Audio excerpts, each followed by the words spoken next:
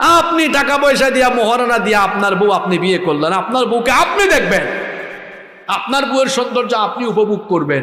আপনার বউ কি জনগণের সম্পদ নাকি যে জনগণ তার সৌন্দর্য উপভোগ করবে? যারা নিজের বউকে জনগণ দেখার জন্য এরকম বেপরদা বানায় ছেড়ে দিয়েছে, এই সকল বেহায়া বেশরম পুরুষরা নিজের বউকে জনগণের সম্পদে পরিণত করেছে। আল্লাহ তাআলা ওই সকল লোকদেরকে হেদায়াত দান করেন।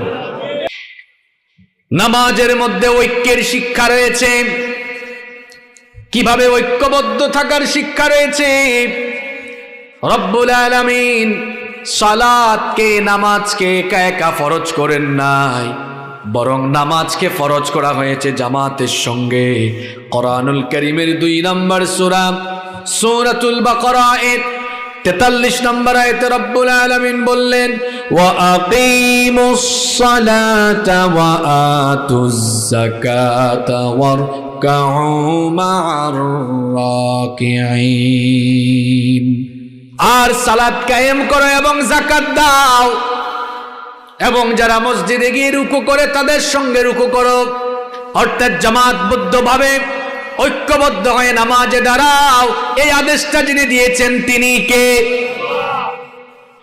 দেখুন, মসজিদের বাহিরে, নামাজের বাহিরে আমরা এক একজন এক এক রকম থাকি। এই যে এখানে আমরা সবাই বসে আছি, এখন যদি কোনো নামাজের জন্য ইকামত হয়, দেখবেন সবাই আমরা কাঁধে কাঁধ লাগিয়ে ঐক্যবদ্ধভাবে দাঁড়িয়ে যাব।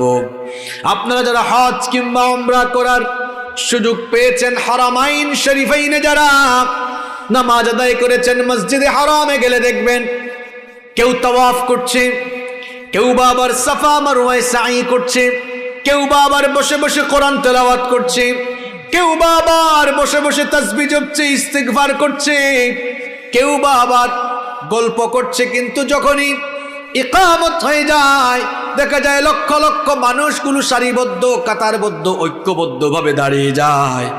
এই যে নামাজের সুন্দর এই ঐক্যের শিক্ষা, এভাবে যদি এই ঐক্যের শিক্ষাটা নিয়ে মসজিদের বাহিরে আমরা সীসা ঢালা প্রাচীরের মতো ঐক্যবদ্ধ থাকতে পারতাম, পৃথিবীর 200 কোটি মুসলমান ঐক্যবদ্ধ যদি থাকতে পারত, মুসলমানরা দুনিয়াতে আজকে অধপতিত থাকতো না, মাথা উঁচু করে দাঁড়িয়ে গোটা পৃথিবীকে মুসলমানরা নেতৃত্ব দিত। ঐক্য আছে আমাদের? কথা কন না কেন আপনারা? এই ঐক্যের শিক্ষা নামাজ থেকে নেওয়া লাগবে। এজন্য রব্বুল আলামিন জামাতের সঙ্গে নামাজ ফরজ করলেন। আর ঐক্যবদ্ধ থাকার জন্য কোরআনুল কারীমের অসংখ্য জায়গায় রব্বুল আলামিন আদেশ দিলেন।